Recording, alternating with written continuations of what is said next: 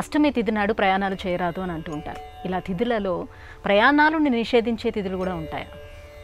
మహాభారతం ఆది పర్వం ఈ విషయాన్ని మనకు సూచిస్తుంది.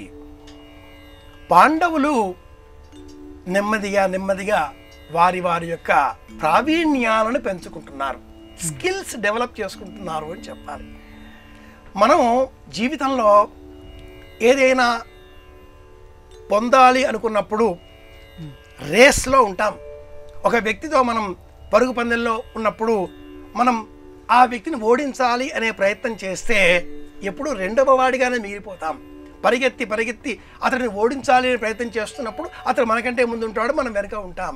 ఓడించాలి అనే ప్రయత్నం చేయకుండా కాబీల్ అని చెప్తారు, మన నైపుణ్యాన్ని మనం పెంచుకోవాలి, నా కోసం నేను పరిగెత్తాలి. పాండవులు ఆ పని చేశారు. భీముడు గదాయుద్ధం కావచ్చును, అర్జునుడు అస్త్రవిద్య శస్త్రవిద్యలు కావచ్చును, ధర్మరాజు విసురుగా విశేషంగా డాలు ఉపయోగించి తన చేతిలో ఉండే బరిసెను ప్రయోగించడం కావచ్చును, అలాగే ఇద్దరు సోదరులు కవలలు కత్తి యుద్ధం చేయడంలో కావచ్చును, నైపుణ్యాలు పెంచుకున్నారు. దానితో దుర్యోధనాదులకు కొంత కినుక, కోపం, అసూయ, ఏ విధంగానైనా వీరిని అంతమొందించాలి కూటనీతితో కణికుడు బోధించినటువంటి ఆ సందేశాన్ని గుర్తించి ఈ పాండవులను లక్క ఇంటిలో దహనం చేద్దాం అనే ప్రయత్నం చేశారు. అందుకోసమని పాండవులను వారణావతానికి వెళ్ళవలసిందిగా ప్రోత్సహించారు.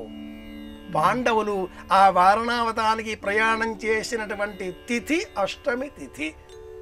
పాల్గొన బహుళ అష్టమి నాడు వాళ్ళు అలా వారణావతం వైపు వెళ్ళారు. అష్టమి ప్రయాణం నిషిద్ధం. అష్టమి నవమి ప్రయాణాలు చెయ్యరాదు.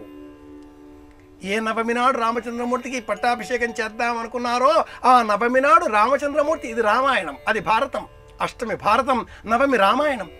నవమి నాడు రామచంద్రమూర్తి పట్టాభిషేకం పక్కన పెట్టి వనవాసం కోసం బయలుదేరవలసి వచ్చింది. అష్టమి నవమి ఈ 2 రోజులు కూడా ప్రయాణాలు ఆచరించరాదు అని శాస్త్ర ప్రమాణం. ఇలా ఏర్పడతాయి ధర్మాలన్నీ కూడా.